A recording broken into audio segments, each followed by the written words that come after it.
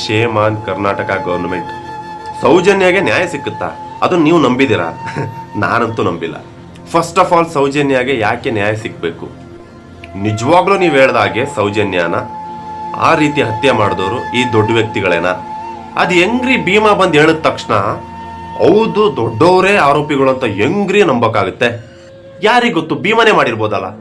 ಯಾವುದೇ ಕಾರಣಕ್ಕೂ ಸೌಜನ್ಯ ವಿಷಯದಲ್ಲಿ ನ್ಯಾಯ ಸಿಕ್ಕಲ್ಲ ಅಷ್ಟೇ. ಹಲೋ ನಮಸ್ತೆ ಎಲ್ಲರಿಗೂ, welcome to my YouTube channel RVK ಸ್ಟುಡಿಯೋಸ್ಗೆ ಸ್ವಾಗತ ಸುಸ್ವಾಗತ. ವಿಷಯ ಏನಪ್ಪ ಅಂತಂದರೆ, ತುಂಬ ಜನ ಇನ್ಸ್ಟಾಗ್ರಾಮಲ್ಲಿ ಟೆಕ್ಸ್ಟ್ ಆಗ್ತಾ ಇದ್ದೀರಾ, ಸೌಜನ್ಯ ವಿಷಯ ಅಷ್ಟೊಂದು ದೊಡ್ಡ ಮಟ್ಟದಲ್ಲಿ ಸೌಂಡ್ ಮಾಡ್ತಾ ಇದೆ, ಮತ್ತೆ ವಾಪಸ್ ಒಂದು ಹೊಸ ರೂಪ ಪಡ್ಕೊಂಡಿದೆ. ನೀವೇನು ಮಾಡ್ತಾ ಇದ್ದೀರಾ? ಪದೇ ಪದೇ ವೀಡಿಯೋ ಮಾಡ್ತಾ ಇಲ್ಲ. ಪದೇ ಪದೇ ವೀಡಿಯೋ ಮಾಡೋದಕ್ಕೆ ನಾನೇನು ಮಾಡಬೇಕು? ಫಸ್ಟ್ ಆಫ್ ಆಲ್, ನಾನು ಮಾಡ್ತಾ ಇರೋವಂಥದ್ದು ಜಸ್ಟ್ ಸಪೋರ್ಟ್ ಮಾಡ್ತಾ ಇದ್ದೀನಿ. ಜಸ್ಟಿಸ್ ಫಾರ್ ಸೌಜನ್ಯ ಅಂತ ಒಂದು ಹೋರಾಟ ಏನಿದೆ, ಅದಕ್ಕೆ ಸಪೋರ್ಟ್ ಮಾಡ್ತಾ ಇದ್ದೀನಿ. ಇದು ಫಸ್ಟ್ ಪಾಯಿಂಟು. ಸೆಕೆಂಡ್ ಪಾಯಿಂಟ್ ಏನಪ್ಪ ಅಂತಂದರೆ, ಪದೇ ಪದೇ ವೀಡಿಯೋಗಳನ್ನ ಯಾರು ಮಾಡಬೇಕು ಅವ್ರು ಮಾಡಿದಷ್ಟು ರೆವಲ್ಯೂಷನ್ ಜಾಸ್ತಿ ಆಗ್ತಾ ಹೋಗುತ್ತೆ. ಬಿಕಾಸ್ ಈಗ ಸಮೀರ್ ವಿಡಿಯೋಗೆ ಒಂದಷ್ಟು ಬೆಂಬಲ ಜಾಸ್ತಿ ಆದಷ್ಟು ಆ ಒಂದು ಕೇಸ್ಗೆ ನ್ಯಾಯ ಸಿಗುತ್ತೆ. ಹೌದು, ಹಾಗಂತ ಅದನ್ನು ನೋಡ್ಕೊಂಡು ಸುಮ್ಮನೆ ಕೂತ್ರೆ ನ್ಯಾಯ ಸಿಕ್ಕಲ್ಲ. ಎಲ್ಲರೂ ನೋಡ್ತಾರೆ, ಲೈಕ್ ಮಾಡ್ತಾರೆ, ಶೇರ್ ಮಾಡ್ತಾರೆ, ಮುಚ್ಕೊಂಡು ಅವ್ರವ್ರ ಮನೇಲಿ ಅವ್ರು ಇರ್ತಾರೆ. ಅದನ್ನು ಹೊರತುಪಡಿಸಿ ಇನ್ನು ಸ್ವಲ್ಪ ದೊಡ್ಡದಾಗಬೇಕಂದ್ರೆ ನಾವುಗಳು ಕೂಡ ಬೇರೆಯವ್ರ ವೀಡಿಯೋನ ನೋಡಿ ಲೈಕ್ ಮಾಡಿಕೊಂಡು ಶೇರ್ ಮಾಡ್ಕೊಂಡು ಕೂರೋ ಬದಲು ನಮ್ಮ ಕೈಲಿ ಆದಷ್ಟು ನಾವು ಕೂಡ ಪ್ರೊಟೆಸ್ಟ್ ಮಾಡಬೇಕು, ಅಟ್ಲೀಸ್ಟ್ ಮಾತಾಡಬೇಕು. ಆ ಒಂದು ಕೆಲಸ ನಾನು ಮಾಡ್ತಾ ಇದ್ದೀನಿ ಅಷ್ಟೇ.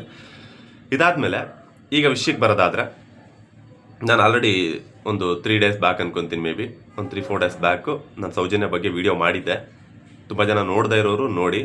ಬಿಕಾಸ್ ಯಾಕೆ ಆ ಒಂದು ವೀಡಿಯೋನ ಮಾಡಿದ್ದೆ ಅಂತಂದರೆ, ಸಮೀರ್ ಈಗ ರೀಸೆಂಟಾಗಿ ಮಾಡಿದಂಥ ವೀಡಿಯೋದಲ್ಲಿ ಏನು ಮಾಡಿದ್ರೋ ಆ ಒಂದು ವೀಡಿಯೋ ಡಿಲೀಟ್ ಆಗೋ ಚಾನ್ಸಸ್ ತುಂಬ ಇರುತ್ತೆ. ಅವರ ವೀಡಿಯೋ ಅದೆಲ್ರಿಗೂ ಗೊತ್ತು. ಸೊ ಆ ಒಂದು ಕಾರಣಕ್ಕೆ ನಾನು ಅಟ್ಲೀಸ್ಟ್ ಒಂದು ಫಸ್ಟ್ ಕಾಪಿ ಅಂತಾರಲ್ಲ, ಆ ಥರದ್ದೊಂದು ಆ ಕಂಟೆಂಟ್ನ ಇಟ್ಕೊಂಡು ನನ್ನ ವೀಡಿಯೋದಲ್ಲಿ ನಾನು ಹೇಳ್ಕೊಂಡಿದ್ದೆ. ಅದೇ ಒಂದು ಘಟನೆ ಅಲ್ಲೇನೇನು ಎಕ್ಸ್ಪ್ಲೇನ್ ಮಾಡಿದ್ರು ಅದನ್ನು ನಾನು ಶಾರ್ಟಾಗಿ ಇಂಡೈರೆಕ್ಟಾಗಿ ಯಾವ ರೀತಿ ಎಕ್ಸ್ಪ್ಲೇನ್ ಮಾಡ್ಬೋದು ಆ ರೀತಿ ಎಕ್ಸ್ಪ್ಲೇನ್ ಮಾಡಿದ್ದೆ. ಯಾರು ನೋಡಿಲ್ಲ, ನನ್ನ ಹಿಂದಿನ ವೀಡಿಯೋದಲ್ಲಿ ನೋಡಿ. ಈಗ ಆ ಒಂದು ವೀಡಿಯೋದಲ್ಲಿ ನಾನು ಮುಂಚೆನೇ ಹೇಳಿದ್ದು, ಇಷ್ಟೆಲ್ಲ ನಡೆದಿದೆ, ಒಬ್ಬ ಹೊಸ ಸಾಕ್ಷಿ ಸಿಕ್ಕಿದ್ದಾನೆ, ಭೀಮಾ ಅಂತ ಅವನ ಹೆಸರು, ಮುಗೀತು, ಇನ್ನೇನು ನ್ಯಾಯ ಸಿಕ್ಬಿಡುತ್ತೆ ಅಂತ. ಅದ್ರ ಜೊತೆಗೆ ನಾನು ಲಾಸ್ಟ್ 1 month ಪೂರ್ತಿ, ಆಲ್ಮೋಸ್ಟ್ 1 or 2 months ಪೂರ್ತಿ ನಾನು ಸೌಜನ್ಯ ಬಗ್ಗೆ ವೀಡಿಯೋಗಳು ಮಾಡಿದಾಗ ಅವಾಗ ಒಂದು ಮಾತು ಹೇಳಿದ್ದೆ ಲಾಸ್ಟಲ್ಲಿ. ಏನಪ್ಪ ಅಂತಂದರೆ, ಎಷ್ಟೇ ಸಾಕ್ಷಿಗಳು ಉಟ್ಕೊಂಬಂದರೂ ಕೂಡ ಸೌಜನ್ಯಗೆ ನ್ಯಾಯ ಸಿಕ್ಕಲ್ಲ. ಯಾಕೆ ಅಂತಂದರೆ, ಸೌಜನ್ಯಗೆ ನ್ಯಾಯ ಸಿಗಬೇಕು ಅಂತಂದರೆ ಅದಕ್ಕೆ ಸಂಬಂಧಪಟ್ಟಂಥ ಆರೋಪಿಗಳಿಗೆ ಶಿಕ್ಷೆ ಆಗಬೇಕು. ಅದಕ್ಕೆ ಸಂಬಂಧಪಟ್ಟಂಥ ಆರೋಪಿಗಳು ಯಾರು ಅದೆಲ್ರಿಗೂ ಗೊತ್ತು. ಸೊ ಅವ್ರುಗಳಿಗೆ ಶಿಕ್ಷೆ ಆಗುತ್ತೆ ಅಂತಂದರೆ ನಮ್ಮ ಸೊಸೈಟಿ ಅವ್ರಿಗೆ ಶಿಕ್ಷೆ ಆಗಬೇಕು ಅಂತ ಅಂದ್ಕೊಂಡ್ರು ಕೂಡ ನಮ್ಮ ಗೌರ್ನಮೆಂಟ್ ಏನಿದೆ, ನಮ್ಮ ಕರ್ನಾಟಕ ಪೊಲೀಸ್ ಏನಿದೆ, ಎಲ್ಲರೂ ಕೂಡ ಅವ್ರ ಪರವಾಗಿ ನಿಂತ್ಕೊಂಡಷ್ಟು ನಾವುಗಳೆಲ್ಲ ಅವ್ರುಗಳಿಗೆ ಶಿಕ್ಷೆ ಆಗಬೇಕು ಅಂತ ಅಂದ್ಕೊಳ್ಳೋದು ನಮ್ಮ ದಡ್ಡತನ, ಮೂರ್ಖತನ. ಸೊ ಹಾಗಾಗಿ ನಾನು ಅವತ್ತೇ ಹೇಳಿದ್ದೆ, ಸೌಜನ್ಯ ವಿಚಾರದಲ್ಲಿ ನ್ಯಾಯ ಸಿಕ್ಕಲ್ಲ ಅಂತಂದೇಳಿ. ಓಕೆ, ಈಗ ಹೊಸದಾಗಿ ಒಂದು ಭೀಮಾ ಅನ್ನೋಬ್ಬ ಒಂದು ಸಾಕ್ಷಿ ಉಟ್ಕೊಂಡಿದ್ದಾನೆ. ಅವನೇ ಮುಂದೆ ಬಂದಿದ್ದಾನೆ. ಅವನಿಗೆ ಪಾಪ ಪ್ರಜ್ಞೆ ಕಾಡಿ ಧೈರ್ಯ ಮಾಡಿಕೊಂಡು ಅವನು ನಾನು ಸಾಕ್ಷಿ ಹೇಳ್ತೀನಿ ಅಂತ ಮುಂದೆ ಬಂದಿದ್ದ. ಅವನು ಇವಾಗ ಪೊಲೀಸ್ ಪ್ರೊಟೆಕ್ಷನಲ್ಲೇ ಇದ್ದಾನೆ. ಹೌದು, ಆದರೆ ನಮ್ಮವರ ಒಂದು ಪೊಲೀಸಲ್ಲೇ ನಮ್ಮವರು ಅಂತ ಏನಿದ್ದಾರೆ, ಸೊ ಅವರ ಒಂದು ಪ್ರೊಟೆಕ್ಷನಲ್ಲಿದ್ದಾನೆ. ಅವ್ರ ಕಡೆ ಇದ್ದಿದ್ದರೆ ಇಷ್ಟೊತ್ತಿಗೆ ಅವನು ಕೂಡ ಡಮಾರ್ ಅನ್ಸ್ಬಿಟ್ಟಿರ್ತಿದ್ರೇನೋ. ಸೊ ಅವನ್ನ ಕರ್ಕೊಂಡೋಗಿ ಫಸ್ಟ್ ಏನೇನು ವಿಚಾರಣೆ ಮಾಡಬೇಕು ಅದನ್ನು ಮಾಡಿದ್ದಾಗಿದೆ. ಈಗ ಇನ್ನೊಂದೇನಪ್ಪ ಅಂತಂದರೆ, ಫಾರ್ಮಾಲಿಟೀಸಿಗೆ ಏನೇನು ಮಾಡಬೇಕು ಅದನ್ನು ಮಾಡಿದ್ದಾಗಿದೆ. ಸಮೀರ್ ವಿಡಿಯೋ ನೋಡಿ ಏನು ಮಾಡಬೇಕು ಅದು ಮಾಡಿದ್ದಾಗಿದೆ. ಆ್ಯಕ್ಚುಲಾಗಿ ಹೇಳಬೇಕು ಅಂತಂದರೆ, ಈ ಭೀಮಾ ಅನ್ನೋ ವ್ಯಕ್ತಿ ನಮ್ಗಳ ಕಣ್ಣಿಗೆ ಕಾಣಿಸ್ಕೊಂಡಿದ್ದು just 1 week back, just 7 days. ಆದರೆ ಸಮೀರ್ ವಿಡಿಯೋ ಮಾಡೋದ್ಮೇಲೆ ಮಾತ್ರ ನಮಗೆ ಕಾಣಿಸ್ಕೊತಾ ಇರೋದು. ಆದರೆ ಭೀಮಾ ಅನ್ನೋ ವ್ಯಕ್ತಿ ಹೊರಗಡೆ ಬಂದಿದ್ದು ಹತ್ತತ್ರ 1 ತಿಂಗಳಾಗಿದೆ. 1 ತಿಂಗಳಿಂದಾನೇ ಈ ಥರದೊಬ್ಬ ವ್ಯಕ್ತಿ ಬಂದಿದ್ದಾನೆ. ಅಲ್ಲಲ್ಲಿ ಊತಿಟ್ಟಿರ್ತಕ್ಕಂಥ ಬೊಂಬೆಗಳನ್ನ ಹೊರಗಡೆ ತೆಗಿತಾನೆ. ದಯವಿಟ್ಟು ಕರ್ಕೊಂಡೋಗಿ ಅವನ ಕೈಯಾರೆ ಊತಿರ್ತಕ್ಕಂಥ ಬೊಂಬೆಗಳನ್ನ ಹೊರಗಡೆ ತೆಗೆಸಿ ನಿಮ್ಗೆ ಗೊತ್ತಾಗುತ್ತೆ ಅಂತಂದೇಳಿ ಒಂದಷ್ಟು ಲೆಟ್ರ್ ಫಾರ್ಮೇಷನ್ ಮೂಲಕ ಏನೇನು ಮಾಡ್ಬೋದು ಆ ಫಾರ್ಮಾಲಿಟೀಸ್ ಮಾಡಿದ್ದಾರೆ. ಆದರೆ ನಮ್ಮ ಪೊಲೀಸ್ ಸರ್ಕಾರ ಅಟ್ಲೀಸ್ಟ್ ಹೋಗಿ ಅವನನ್ನು ಕರ್ಕೊಂಡೋಗಿ, ಬಪ್ಪ ನೀನು ಎಲ್ಲೆಲ್ಲಿ ಹೋಗಿ ಎಲ್ಲೆಲ್ಲಿ ಯಾವ ಬೊಂಬೆಗಳನ್ನ ಹೂತಾಕಿದೆ ತೋರಿಸು ಅಂತ ಕರ್ಕೊಂಡೋಗಿ ಜಸ್ಟ್ ಆ ಒಂದು ಪ್ರೊಸೆಸ್ನ ಮಾಡೋದಕ್ಕೂ ರೆಡಿ ಇಲ್ಲ. ಯಾಕೆ ಹೇಳಿ? ಅದನ್ನು ಮಾಡಿಬಿಟ್ರೆ ಕ್ಲಿಯರ್ ಕಟ್ಟಾಗಿ ಗೊತ್ತಾಗ್ಬಿಡುತ್ತೆ ಇವರೇ ಆರೋಪಿಗಳು ಅಂತಂದೇಳಿ. ಸೊ ಹಾಗಾಗಿ ಕೊಲೆಗಾರ ಯಾರು ಅಂತ ತೋರಿಸ್ಕೊಳ್ಳೋ ಪ್ರಯತ್ನ ಬೇಡ ಅಂತಂದೇಳಿ ಪೊಲೀಸ್ನವ್ರು ಕೂಡ ಸುಮ್ಮನೆ ಕೂತಿದ್ದಾರೆ. ಯಾಕೆ ಸುಮ್ಮನೆ ಕೂತಿದ್ದಾರೆ ಅಂತಂದೇಳಿ ನಾನಂತೂ ಪ್ರಶ್ನೆ ಕೇಳಲ್ಲ. ಸಮೀರ್ ಕೇಳ್ತಾರೆ ವಿಡಿಯೋಗಳಲ್ಲಿ, ಯಾಕೆ ಪೊಲೀಸ್ ಅವರು ಈ ಕೆಲಸ ಮಾಡ್ತಾ ಇಲ್ಲ ಅಂತಂದೇಳಿ. ಅದೆಲ್ಲ ನಮಗೂ ಗೊತ್ತು, ನಿಮಗೂ ಗೊತ್ತು. ಯಾಕೆ ಮಾಡ್ತಾ ಇಲ್ಲ ಅಂದರೆ ಅವರೆಲ್ಲ ಅವ್ರವ್ರು ಹೇಲ್ನ ತಿಂದು ಬದುಕ್ತಾ ಇದ್ದಾರೆ, ದೊಡ್ಡವರು ಹೇಲ್ನ ತಿಂದು ಬದುಕ್ತಾ ಇದ್ದಾರೆ. ಸೊ ಹಾಗಾಗಿ ಅವ್ರು ಆ ಕೆಲಸ ಮಾಡ್ತಾ ಇಲ್ಲ, ಇಷ್ಟೇ ವಿಚಾರ.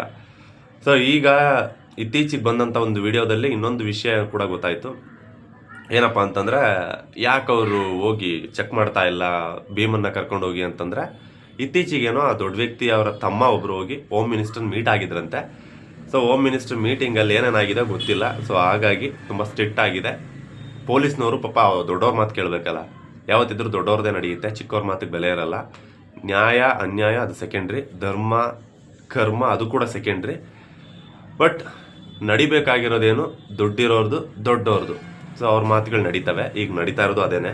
ಹಾಗಾಗಿ ಭೀಮನ್ನ ಕರ್ಕೊಂಡು ಹೋಗಿ ಇನ್ನೂ ಕಾಡಲ್ಲಿ ಅಗಿಯೋ ಕೆಲಸ ಯಾರು ಶುರು ಮಾಡಿಲ್ಲ. ಅಪ್ಪಿತಪ್ಪಿ ಏನಾದರೂ ಶುರು ಮಾಡಿದ್ರೆ ಯಾರು ನಿಜವಾದ ಆರೋಪಿ ಅಂತ ಹೊರಗಡೆ ಬರುತ್ತೆ ಅಂತ ತುಂಬ ಜನ ಅನ್ಕೊತಾ ಇದ್ದಾರೆ. ಬಟ್ ನನ್ನ ಒಂದು ಅನಿಸಿಕೆ ಪ್ರಕಾರ ಅವಾಗಲೂ ಕೂಡ ಉಲ್ಟಾ ಹೊಡಿತಾರೆ. ಯಾವ ರೀತಿ ಅಂತಂದರೆ, ಇಲ್ಲ ಬಹುಶಃ ಇದೆಲ್ಲ ಭೀಮನೇ ಮಾಡಿರ್ಬೋದಲ್ವಾ, ಅವನೇ ಮಾಡಿ ಅವನು ಇದೇ ಒಳ್ಳೆ ಚಾನ್ಸು ನಮ್ಮ ಮೇಲೆ ಎತ್ತಾಕಕ್ಕೆ ಅಂತಂದೇಳಿ ಈ ಟೈಮಲ್ಲಿ ಬಂದು ನಮ್ಮ ಮೇಲೆ ಎತ್ತಾಕ್ತಾ ಇದ್ದಾನೆ. ಈ ಹಿಂದೆ ಒಮ್ಮೆ ಅವನೇ ಇದ್ದ, ಅವನೇ ಇವನ್ನೆಲ್ಲ ಮಾಡಿದ್ದಾನೆ, ಮಾಡಿಬಿಟ್ಟು ಓಡೋಗಿದ್ದಾನೆ ಊರು ಬಿಟ್ಟು. ಸೊ ಈಗ ವಾಪಸ್ ಇದು ಸರಿಯಾಗಿರೋ ಟೈಮು, ದೊಡ್ಡವ್ರ ಮೇಲೆ ಎತ್ತಾಕ್ಬಿಡೋಣ ಅಂತ ಬಂದಿದ್ದಾನೇನೋ ಅಂತ ಉಲ್ಟಾ ಹೊಡೆದ್ರೂ ಕೂಡ ಡೌಟ್ ಇಲ್ಲ, ಇದಂತೂ ಸತ್ಯ. ಸೊ ಹಾಗಾಗಿ ನನಗೆ ಈಗಲೂ ಅನ್ಸೋದೇನಪ್ಪ ಅಂತಂದರೆ, ಸೌಜನ್ಯ ವಿಚಾರದಲ್ಲಿ ನ್ಯಾಯ ಸಿಗುತ್ತೆ ಅಂತ ನಾನು ಎಷ್ಟು % ಕೂಡ ನಾನು ನಂಬಿಲ್ಲ. ಯಾಕೆ ಅಂತಂದರೆ ಅಷ್ಟು ಕ್ರಿಟಿಕಲ್ ಆಗಿದೆ ಈ ಕಂಡೀಷನ್. ಬಟ್ ಆದರೂ ಕೂಡ ನಾನು ನ್ಯಾಯ ಸಿಗಬೇಕು ಅಂತ ನಾನು ಕೇಳ್ಕೊತೀನಿ. 100% ಮನಸಾರೆ ನಾನು ಕೇಳ್ಕೊತೀನಿ. ಬಿಕಾಸ್ ಎಷ್ಟೇ ಕ್ರಿಟಿಕಲ್ ಆದರೂ ಕೂಡ, ಎಷ್ಟೇ ಕಷ್ಟವಾದ ಕೆಲಸ ಆದರೂ ಕೂಡ, ಎಷ್ಟೇ ಕಷ್ಟವಾಗಿರ್ತಕ್ಕಂಥ ಪ್ರಾಬ್ಲಮ್ ಆದರೂ ಕೂಡ ಅದಕ್ಕೊಂದು ಸೊಲ್ಯೂಷನ್ ಅಂತ ಇದ್ದೇ ಇರುತ್ತೆ. ಯಾವುದೇ ಕಷ್ಟಗಳಿಗಾದರೂ ಒಂದು ಪರಿಹಾರ ಅಂತ ಇರುತ್ತೆ. ಸೊ ಹಾಗಾಗಿ ಲೇಟ್ ಆಗ್ಬೋದು, ಬಟ್ ಡೆಫಿನೆಟ್ಲಿ ನ್ಯಾಯ ಸಿಕ್ಕೇ ಸಿಗುತ್ತೆ. ಆದಷ್ಟು ಬೇಗ ಸಿಗಬೇಕು ಅಂತ ನಾನು ಕೇಳ್ಕೊತೀನಿ. ಅದಾದಮೇಲೆ ತುಂಬ ಜನ ಸೌಜನ್ಯ ಬಗ್ಗೆ ವಿಡಿಯೋ ಮಾಡಿ ಅಂತ ಕೇಳೋ ಬದಲು ನೀವುಗಳು ಕೂಡ ಸ್ವಲ್ಪ ಅಲರ್ಟ್ ಆಗಿ ನೀವುಗಳು ಕೂಡ ಮಾತಾಡಿ. ಎಲ್ಲರೂ ಕೂಡ ಮಾತಾಡಬೇಕು. ಯಾರೋ ಒಬ್ಬರು ಸಮೀರ್ ಮಾತಾಡಿದ್ರು, ಯಾರೋ ನಾನೊಬ್ಬ ಮಾತಾಡಿದೆ ಅನ್ನೋದ್ರಿಂದ ನ್ಯಾಯ ಸಿಕ್ಕಲ್ಲ. ಎಲ್ಲರೂ ಕೂಡ ಮಾತಾಡಬೇಕು. ಹಾಗೆ ವಿಡಿಯೋ ಕೊನೆಯಲ್ಲಿ ನಾನು ಒಂದನ್ನು ಕೇಳ್ತೀನಿ, ದಯವಿಟ್ಟು ಇದು ತುಂಬ ಇಂಪಾರ್ಟೆಂಟು. ಸೌಜನ್ಯಗೆ ನ್ಯಾಯ ಸಿಗಬೇಕು ಅಂತಂದರೆ ನೀವು ಈ ಕೆಲಸ ಮಾಡಲೇಬೇಕು. ಏನಪ್ಪ ಅಂತಂದರೆ, #, Karnataka government, Shem on Karnataka government, ಇದಕ್ಕೆ ನೀವು ದಯವಿಟ್ಟು ಸಪೋರ್ಟ್ ಮಾಡಿ. ಈ ರೀತಿ ನೀವು ಪೋಸ್ಟ್ಗಳನ್ನ ಮಾಡಬೇಕು, #, ಮಾಡಬೇಕು. #Shem on Karnataka government. ಇದನ್ನು ಸಮೀರ್ ಅವ್ರ ವಿಡಿಯೋದಲ್ಲಿ ಕೂಡ ಮೆನ್ಷನ್ ಮಾಡಿ ಹೇಳಿದ್ದಾರೆ. ಸೊ ನಾನು ಕೂಡ ಇದನ್ನು ಹೇಳಲೇಬೇಕು, ಹಾಗಾಗಿ ನಾನು ಹೇಳಿದ್ದೀನಿ. ದಯವಿಟ್ಟು ಇದೆಲ್ಲರಿಗೂ ಶೇರ್ ಮಾಡಿ. ಅಟ್ಲೀಸ್ಟ್ ಈ ಒಂದು ವಿಷಯನಾದರೂ ನೀವು ಬಾಯಿಂದ ಹೇಳೋ ಮೂಲಕ ಆದರೂ ಎಲ್ಲರ ಕೈಲಿ ಈ ಒಂದು #ನ ಸ್ವಲ್ಪ ಟ್ರೆಂಡ್ ಮಾಡಿ ಅಂತ ನಾನು ಕೇಳ್ಕೊತೀನಿ. ಇದಿಷ್ಟು ನಾನು ಇವತ್ತು ಮಾತಾಡೋಕ್ಕೆ ಅಂತ ಬಂದಂಥ ವಿಷಯ. ಈ ಒಂದು #, ಬಗ್ಗೆ ನಾನು ಹೇಳಬೇಕಿತ್ತು, ನಾನು ಹೇಳಿದ್ದೀನಿ. ದಯವಿಟ್ಟು #, ಮತ್ತೊಮ್ಮೆ ಹೇಳ್ತಾ ಇದ್ದೀನಿ, #ಶೇಮ್ ಆನ್ ಕರ್ನಾಟಕ ಗೌರ್ಮೆಂಟ್. ಈ ಒಂದು #ನ ದಯವಿಟ್ಟು ಟ್ರೆಂಡ್ ಮಾಡಿ. ಆಗಲೇ ನಮ್ಮ ಕರ್ನಾಟಕ ಗೌರ್ಮೆಂಟ್ ಬದಲಾಗೋದು. ಸ್ವಲ್ಪ ಟ್ರೆಂಡ್ ಆದಾಗ್ಲೇ ಅವ್ರುಗಳಿಗೆ ಭಯ ಆಗೋದು. ಹಾಗಾಗಿ ಅವ್ರಿಗೆ ಭಯ ಆದಾಗ್ಲೇ ವಾಪಸ್ ಈ ಥರದ ಕೇಸ್ಗಳಲ್ಲಿ ನ್ಯಾಯ ಸಿಕ್ಕೋದು. ದಯವಿಟ್ಟು ಎಲ್ಲರೂ ಕೂಡ ಅಲರ್ಟ್ ಆಗಿ ಈ ಥರದ ವಿಷಯಗಳನ್ನ ಟ್ರೆಂಡ್ ಮಾಡಿ ಅಂತ ಕೇಳ್ಕೊತೀನಿ. ಸೊ ಇದಿಷ್ಟು ನಾನು ಮಾತಾಡೋಕ್ಕೆ ಬಂದಂಥ ವಿಚಾರ. ಮತ್ತೇನಾದರೂ ಹೊಸ ವಿಚಾರಗಳಿದ್ರೆ ನಾನೇ ಬಂದು ವಿಡಿಯೋ ಮಾಡ್ತೀನಿ, ನೀವು ಕೇಳೋ ಅವಶ್ಯಕತೆ ಇಲ್ಲ. ಸೌಜನ್ಯ ವಿಷಯ ಹೊರತುಪಡಿಸಿ ಬೇರೆ ಯಾವುದಾದ್ರೂ ವಿಚಾರಗಳ ಬಗ್ಗೆ ಮಾತಾಡಬೇಕು ಅನಿಸಿದಾಗ ಡೆಫಿನೆಟ್ಲಿ ಅದಕ್ಕೆ ನೀವು ಟೆಕ್ಸ್ಟ್ ಮಾಡಿ ಇನ್ಸ್ಟಾಗ್ರಾಮಲ್ಲಿ. ಸೌಜನ್ಯ ವಿಷಯಕ್ಕೆ ಪದೇ ಟೆಕ್ಸ್ಟ್ ಮಾಡೋ ಅವಶ್ಯಕತೆ ಇಲ್ಲ, ಇದು ನನ್ನ ಕರ್ತವ್ಯ, ನಾನು ಮಾಡೇ ಮಾಡ್ತೀನಿ. ಮತ್ತೆ ಮುಂದಿನ ವಿಡಿಯೋದಲ್ಲಿ ಸಿಗ್ತೀನಿ. ಧನ್ಯವಾದಗಳು.